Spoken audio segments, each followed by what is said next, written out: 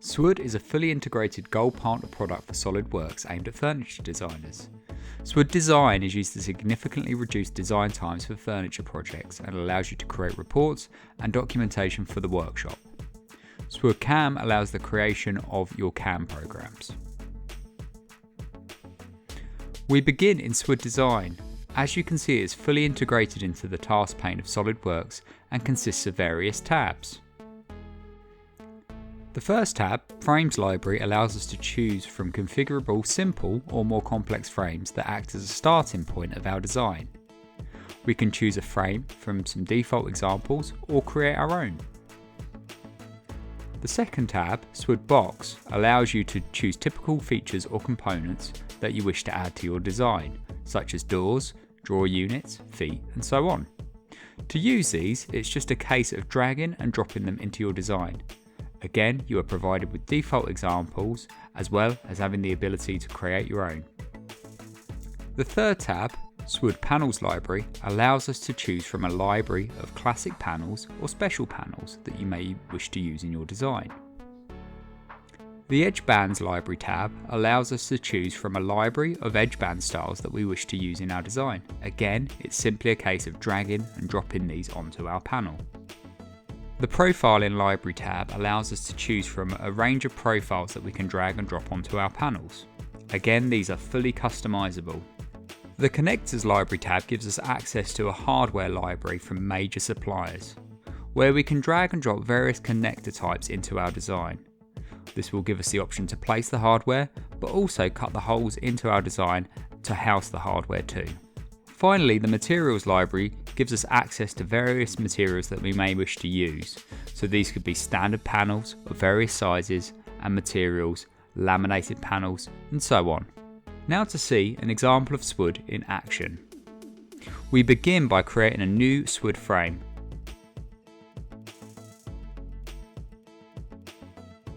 Let's save it to our Frames library as Frame Mitre. The Edit Frame command allows us to modify the width, height, and depth dimensions of the frame. Now to add some panels. We switch to the Panel library and add in the mitered panel. This has been set up to have the edges mitered automatically. Within this command, we can quickly define the top, bottom, and side panels. Keyboard shortcuts are available at this point, which allow us to automatically constrain the panels to the frame. When we are happy, we click the green tick to validate the design.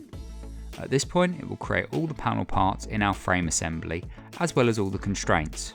Now to define the material we wish to use, we simply drag and drop from our SWOOD material library. Here we use a 19mm plywood. Now we save it and close the file. The mitre frame can now act as the template for any mitered frames or cabinets I wish to create going forward. I simply right click and create a copy of the frame, and I now have a duplicate I can modify without changing the original. I'm going to create a new project by duplicating a similar frame. This one just has some additional chamfering on the front edge. Now to add some more detail, we can drag and drop a back panel on the frame from the SWOOD Box library. It automatically positions itself offset from the back of the frame, and if we hide the back panel, you can see it has applied the groove cuts to the surrounding panels. Now to insert some fittings, we use the Insert Connectors Between Two Components tool. This will automatically detect where the panels meet each other. We then just select the type of connector we want to use. This connector has been built with a configurator where we can start to control the initial offset and spacing between instances. Now the feature has been completed, we can see the connectors added to the model as well as the appropriate cutouts in the panel.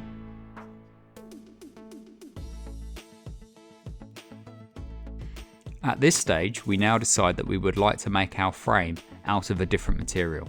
No problem. We can go to our SWOOD materials library and drag and drop a different material on. In this case, a 22mm thick walnut panel. The thickness was 19mm before. As you can see, all the fixing positions update to suit.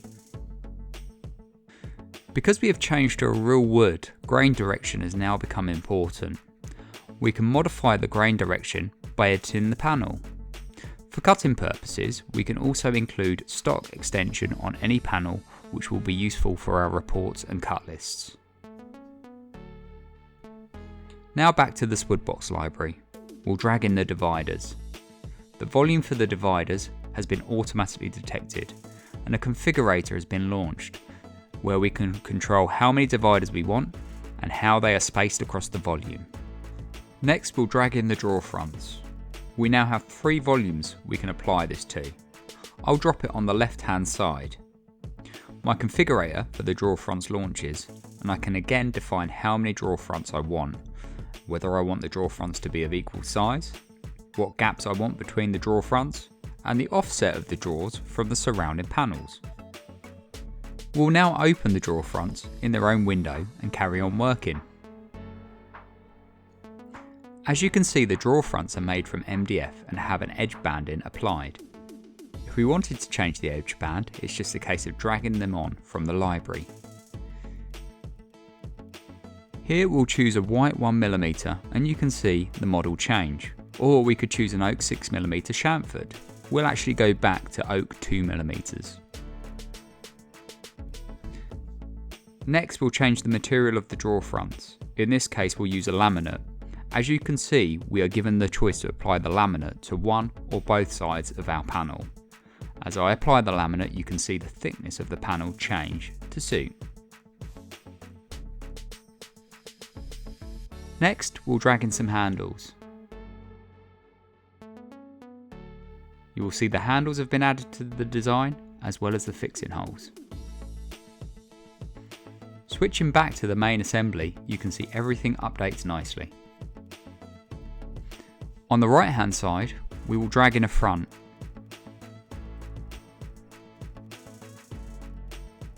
Opening this in its own window, you can see it's made up of multiple materials. Going into the Edit Panels command, we can see all the materials and stock sizes that make up the front. These will be output to the report once the project is complete. In the centre of our frame, we will add some glass shelves. Again, we have a configurator where we can choose our spacing and quantity of shelves. We'll then add some wooden legs.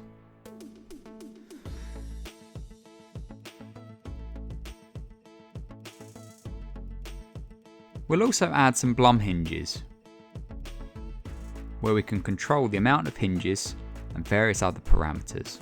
And of course, it creates the cutouts for the hinges for us.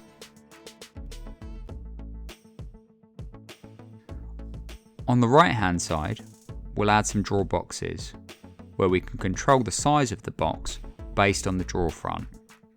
We simply select a reference such as a face or vertex to define the volume.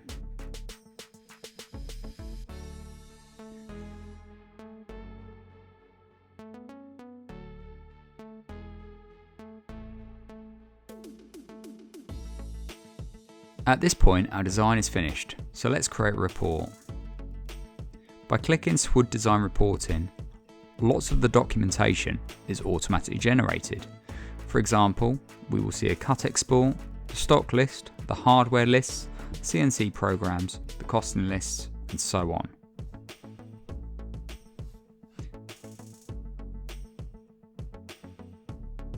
From our report, in the top window we have the full assembly. If we click on a component, it highlights in the top view and is shown isolated in the bottom view, making it extremely easy to identify. Next, we look at the saw cut export. We have a PDF export which shows the hardware and the labels for the panel, and so on.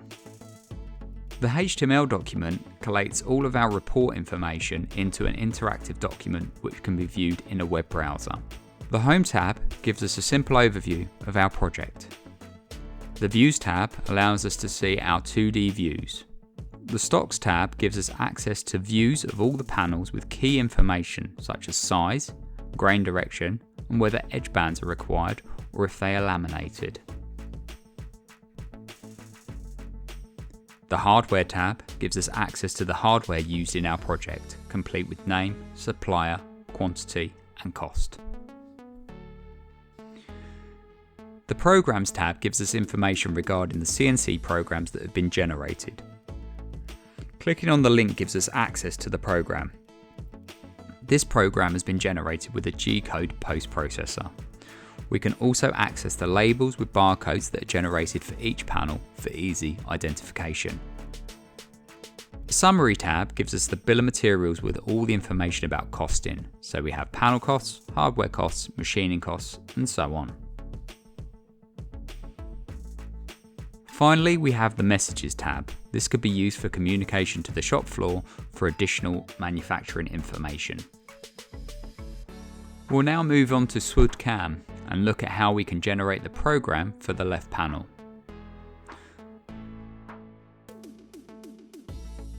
SWOOD CAM tools are accessed from a tab in the left pane.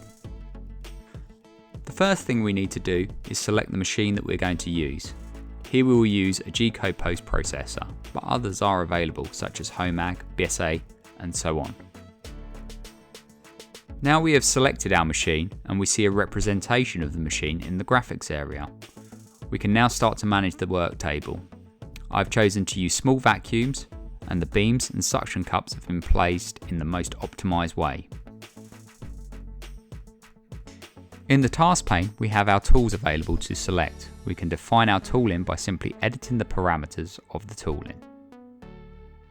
We can also define aggregates. Here we are looking at the drilling head. Again, this is fully customizable. We also have the ability to create our machining strategies. In order to create the program, we can start dragging our machining strategies into the graphics area. These will automatically detect the grooves, drillings and facing operations based on how we set up the strategies. So, the drilling strategy has picked up all the holes, the groove strategy has picked up the groove, and the facing strategy has picked up on the chamfered faces. We can easily simulate the program to verify the program is behaving as expected.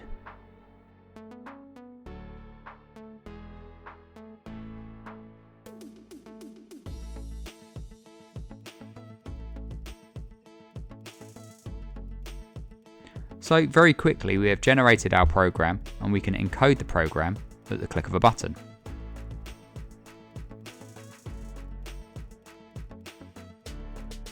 One of the key advantages when using SWOOD is design change.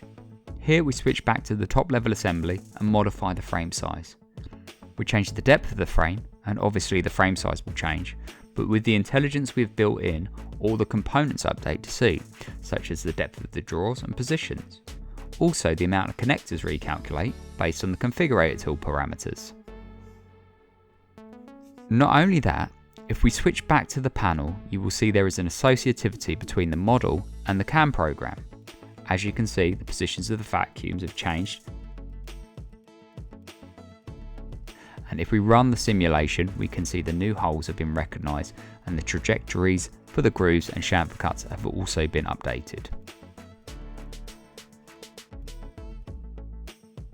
As you can see, SWOOD allows us to significantly increase the speed of furniture design, as well as automatically generate reports such as cut lists and costings, as well as the CNC programs for manufacture, making it a great solution for anyone in the furniture industry.